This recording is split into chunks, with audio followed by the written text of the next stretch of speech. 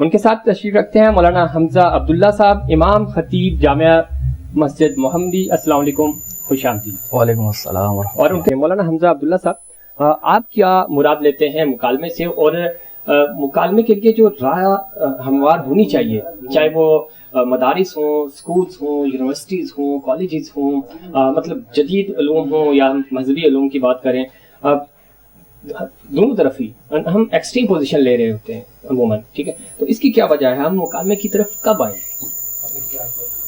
نحمدہ و نصلی علی رسولہ الکریم، بسم اللہ الرحمن الرحیم۔ میں مبارکباد پیش کرتا ہوں IRISS کی پوری ٹیم کو کہ انہوں نے اس اہم موضوع پر یہاں ہمیں گفتگو کا موقع دیا ہے۔ دیکھیے، مکالمہ جو ہے یہ لفظ ہی ہمیں بتا رہا ہے کہ یہ کتنا اہمیت کا حامل ہے۔ مکالمہ یہ کلام سے نکلا ہے، اور مکالمہ کہتے ہیں ایک انسان اپنے آپ سے گفتگو کرے۔ ایک انسان جب کلام کرتا ہے، گفتگو کرتا ہے، ٹاک کرتا ہے، تو جب وہ مکالمے کی صورت اختیار کرتی ہے وہ گفتگو، تو وہ گویا انسان اپنے آپ سے بات کر رہا ہوتا ہے، اور سامنے والے کی بات کو جب وہ سن رہا ہوتا ہے خوش اسلوبی کے ساتھ، تو اس چیز کو مکالمہ کہتے ہیں۔ لیکن اگر وہ چیز سامنے والے کو اپنی بات اس پر دھونس دی جائے کہ نہیں آپ یہ میری بات مانیں، تو وہ پھر مکالمہ نہیں ہوتا، بلکہ وہ ایک مناظرے کی صورت اختیار کر لیتی ہے۔ جناب مفتی صاحب، آپ کی طرف آؤں گا۔ مکالمے میں جو انتشار اور اتفاق، جو کہ پہلے بھی ہم بات کر رہے ہیں، کتنا سود مند ثابت ہو سکتا ہے؟ اگر ہاں تو کیسے؟ دیکھیے، مکالمہ مناظرے اور مباحثے اور مجادلے سے ایک مختلف چیز ہے۔ ٹھیک ہے۔ مناظرے کے اندر آپ سامنے والے کی رائے کا احترام نہیں کرتے، چیلنج کرتے ہیں اس کو، اور اس کو اپنی انا کا مسئلہ بنا لیتے ہیں۔ مباحثے کے اندر یہ ہوتا ہے کہ دوسرے کے موقف جتنے زیادہ سے زیادہ آ جائیں ان کو لینے کی کوشش کی جاتی ہے۔ ٹھیک ہے۔ لیکن مکالمہ ایک ایسی چیز ہے، یہ ذاتی انا پر نہیں ہوتا، یہ سامنے والے کو فورس کرنے کے لیے نہیں ہوتا، ٹھیک ہے، بلکہ یہ ایک دوستانہ ماحول کے اندر ایک گفتگو ہوتی ہے، آپ اپنا پیغام اس تک پہنچا دیتے ہیں، جسے قرآن کی زبان میں کہیں گے ابلاغ۔ دیکھیں نا، نیوز اینکر جب نیوز سنا رہا ہوتا ہے تو وہ ایک طریقے کا مکالمہ کر رہا ہوتا ہے، اپنے آپ سے گفتگو کر رہا ہوتا ہے۔ وہ سامنے جو آڈینس ہوتے ہیں، جو دیکھنے والے ہوتے ہیں، ان سے لڑ نہیں رہا ہوتا، ٹھیک ہے، یا ان سے اپنی رائے منوانے کی کوشش نہیں کر رہا ہوتا، بلکہ ان تک اپنا ایک پیغام پہنچا رہا ہوتا ہے۔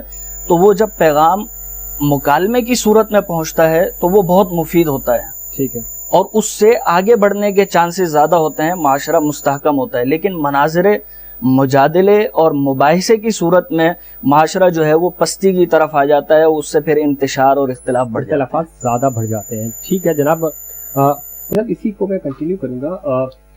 مساجد جو تھی، مسجد نبوی میں مطلب سیاسی فیصلے بھی ہوتے تھے اس وقت کے، سیاسی فیصلے، ٹھیک ہے۔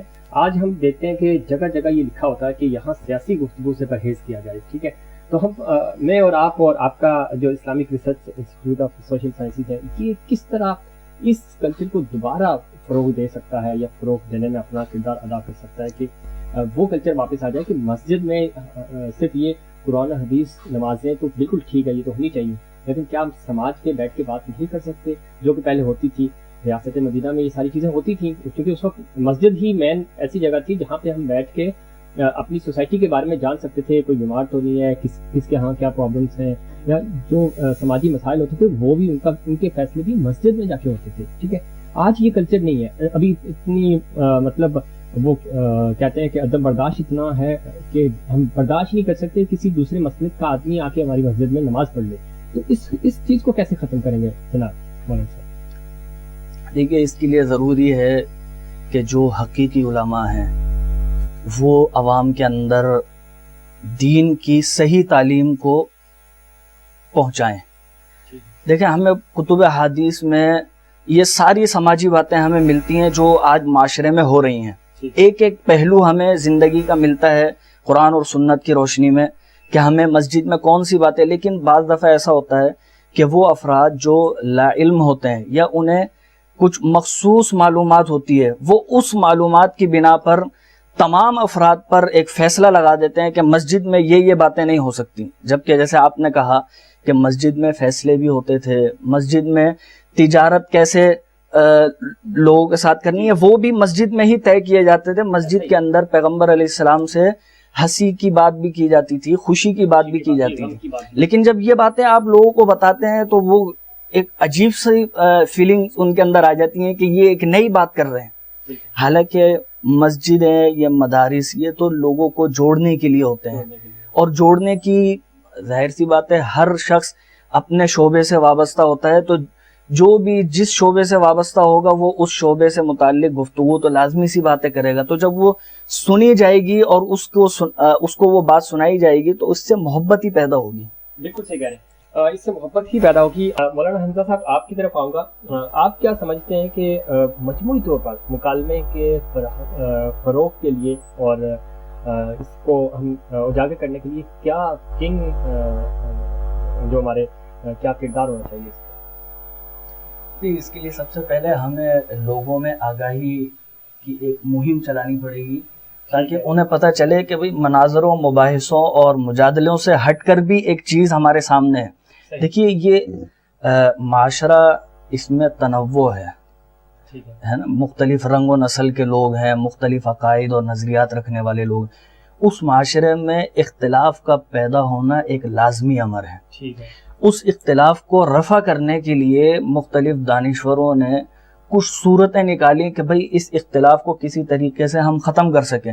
کسی کی سمجھ میں آیا کبھی مناظرے سے یہ چیز ختم ہو سکتی ہے، انہوں نے مناظرے کے کچھ اصول اور ضوابط بیان کر دیے. کسی کو مباحثہ سمجھ میں آیا، کسی کو مجادلہ سمجھ میں آیا. لیکن یہ ساری چیزیں ہم آج تک آزما چکے ہیں. اب ہمیں آنا ہے اس حقیقی کیا کہنا چاہیے چیز کی طرف جسے ہم مکالمہ کہتے ہیں. اور مکالمہ یہ دین اسلام میں ہمیں موقع با موقع ملتا ہے. قرآن مجید مکالمے سے بھرا ہوا ہے. جتنی مذاہب کی تعلیمات ہیں وہاں آپ کو مکالمہ ہی ملے گا، مناظرہ کہیں نہیں ملے گا. لیکن اس کے باوجود ہم غیر اصولی طریقوں کو جب اپناتے ہیں تو ظاہر سی بات ہے اس کا نتیجہ وہ نہیں نکل پاتا جو اصولی چیز پر چل کر نکلنا چاہیے. تو مکالمے کے وہ اصول لوگوں تک پہنچائے جائیں تاکہ وہ مناظروں مباحثوں سے دور ہو جائیں. اور جب مکالمے کو فروغ ہوگا تو آپ یقین جانیں کہ معاشرہ بہتری کی طرف آ جائے گا. ایک صحت مند معاشرے کے لیے مکالمہ بہت ضروری ہے، ایسا کہنا ہے حمزہ صاحب کا. سر 2 منٹ ہیں ہمارے پاس، وقت بہت کم ہے. ان 2 منٹوں میں ہم تینوں معزز مہمانوں کی رائے بھی لیں گے. آپ کیا کہیں گے؟ خاص طور پہ مکالمہ جو ہے وہ ہم اصول و ضوابط، اس کے مقاصد، ان پہ تو ہم نے اہمیت اور افادیت پہ تو بات کر لی. مکالمے کے لیے راہ ہموار کیسے کی جا سکتی ہے موجودہ معاشرے میں؟ پاکستان کی ہم بات کر رہے ہیں جہاں پہ ہم کہتے ہیں کہ یہ مذہب پہ تو بات ہی نہیں ہوگی، ٹھیک ہے، ڈرتے اتنا ہے. تو یہ اس طرح کی رواداری کیسے قائم ہوگی؟ آپ کیا کہیں گے حمزہ صاحب؟ لیکن میں یہی کہوں گا کہ اگر ہم معاشرے کو درست سمت کی طرف لے کر جانا چاہتے ہیں تو ہمیں مناظروں اور مباحثوں سے دور رہنا ہے. اس کے لیے سب سے بہترین اصول یہ ہے کہ ہم ان چیزوں پر سب سے پہلے گفتگو کریں جو ہم سب کے نزدیک کامن ہے، تمام مذاہب اور مسالک کے نزدیک کامن ہے.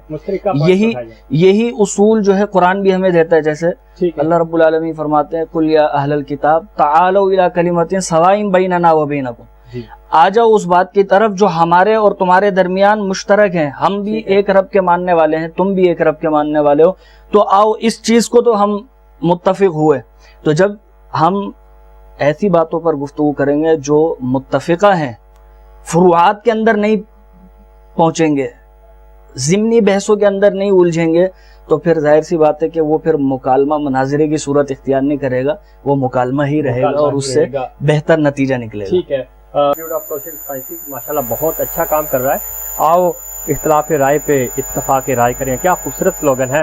بہت شکریہ مفتی سیف صاحب آپ کا، مولانا حمزہ صاحب آپ کا، مولانا عامر عثمانی صاحب آپ کا. وقت کی کمی ہے، انشاءاللہ نیکسٹ پروگرام میں پھر ہم آپ کے ساتھ کسی دوسرے موضوع پہ گفتگو کریں گے. ناظرین، آج کا انسائٹ پاکستان آپ نے دیکھا. اس پروگرام سے آپ کس حد تک متفق ہیں؟ ہمیں آپ کے فیڈ بیک کا رہے گا انتظار. اگلے پروگرام تک مجھے اور انسائٹ پاکستان کی پوری ٹیم کو دیجیے اجازت. اللہ نگہبان.